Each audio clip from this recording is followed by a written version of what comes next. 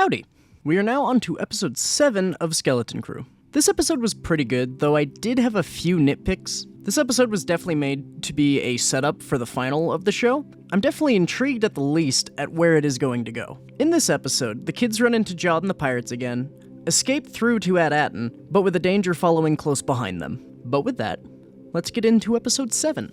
We begin the episode back on Attin. The kids' parents have successfully stolen the barrier access code they needed and are out in the woods with a small transmitter to sneak a message out to the kids. They are spotted by a bunch of the planet's security droids and attempt to run with the transmitter to buy time for their message to get through. This chase scene is incredibly slow. Not as slow as the Leia chase scene in Kenobi though, but they all kind of look like they're running in slow motion almost. One by one, the parents begin to get shot down by stun rounds as they continue running. Eventually, it is just Fern's mom left, and she manages to get the transmitter out into orbit. Back on the Cinder, Fern and Neil are playing a game with the ball, and KB says that they should be getting home soon. Fern notices that Wim is a bit put out by the fact that they are going back. Wim is scared that things will go back to being the way they were, and says that he wished he never started the ship in the first place. The kids reassure Wim that overall it was a good adventure and that they won't let things be boring when they get back. Coming out of hyperspace, Jod and the pirates see the green orbital storm that is surrounding the planet. Brutus thinks that Jod has failed again, but Jod says that it is an illusion and they should send a fighter to go and check. Jod and Brutus have a sort of verbal standoff, and 33 says that Attin is hidden inside an eternal storm. They decide to send out a fighter, and shortly after getting into the storm, they get hit by lightning and the ship blows up. Once again, Brutus puts Jod into the airlock, and right before he gets sent out, the kids come out of hyperspace. The pirates see them, and Jod says that the Onyx Cinder is the key to the planet. The kids are overlooking the planet and see the storm. They are quickly pulled into a tractor beam and pulled into the pirates' hangar. While walking to the ship, Brutus says that he still plans on killing Jod, but Jod says that the crew loves him.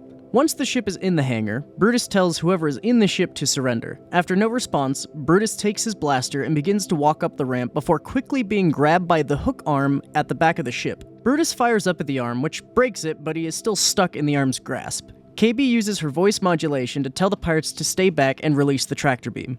Jod walks up towards the ramp and uses the force to undo his own handcuffs. He picks up Brutus's blaster and KB tells him not to come any closer. Jod looks down at Brutus and executes him with a shot right to the head. Jod turns back to his crew and regains his command. He sends 2 of the pirates to take the ship and the kids, and he sends another pirate to go get 33. He tells the rest of them to prepare to take Attin. After the pirates find the kids, they are watched at a table outside of the cockpit of the ship. Jod is with 33 and tells him to find whatever part of the ship is the key to Attin and place it in the frigate.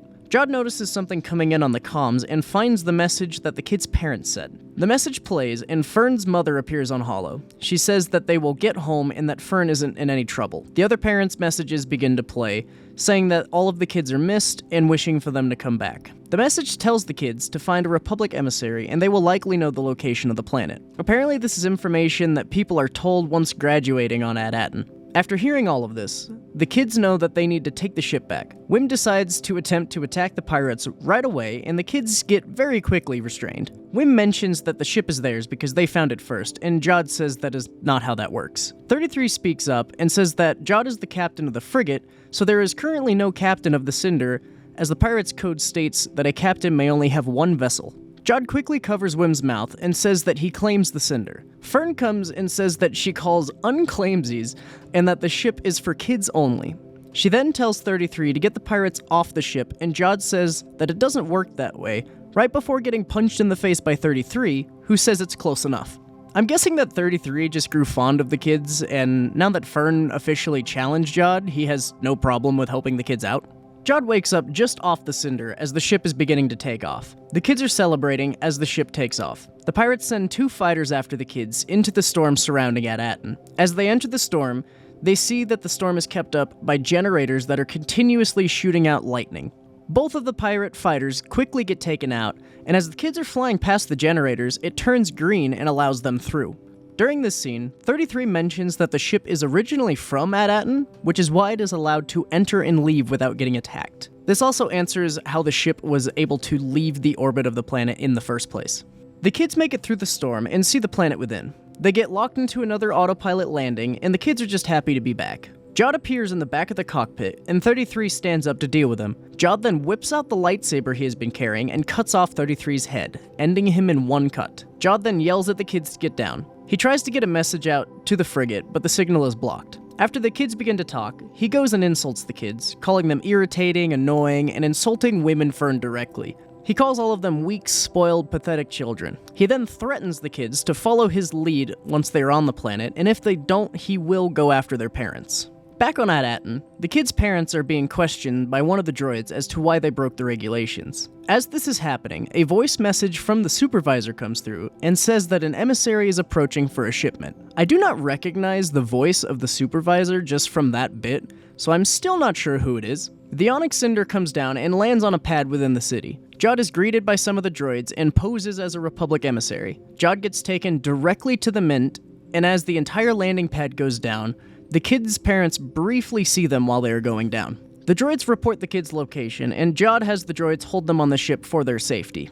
Jod sees the Mint and mentions contacting his other ship. The droids tell him that he will need to speak to the supervisor about that, and Jod tells him to call for him.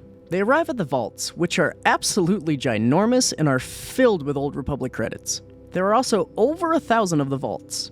Jod is elated by finding this and laughs as he spills some of the credits onto the floor like a fountain. Back with the kids on the ship, a small platform shuttle comes down with the kids' parents. They all regroup and embrace each other. All of the kids and all of the parents are ecstatic to have each other back. Jod walks back out of the vault, seeing the kids and their parents. He ignites his lightsaber in front of them, and that is where the episode ends. I am very curious to see where things go from here. I have a feeling that there will be a conflict involving the pirates in orbit, and I also think that we will see the supervisor at some point in the last episode. But I don't know how things will go from the moment we left off. It'll definitely be interesting to see. One nitpick I had with this episode is that Jod didn't have to show any credentials or put in any security codes or anything. My guess is that just based off the fact that the ship could enter the orbit unharmed, the droids figured that he was meant to be there. But for a planet that is extremely concerned with security, it just felt a little bit weak for me. I also really hope Jod doesn't do a full 180 with his character in the last moment. It is very clear that he is not a good guy and he is obsessed with treasure. I honestly hope he stays a villain here, because the last 2 episodes he hasn't seemed the least bit remorseful for betraying the kids, and he's only continued to threaten harm upon them and their families. But yeah, overall this episode was still very good, and I don't have any huge issues with it or anything, just some small things. I'm interested in what the final has in store for us, and I'm pretty hopeful that it'll be pretty decent. But with that, that'll be the end of this one. Thank you so much for watching. Have a great day, and God bless.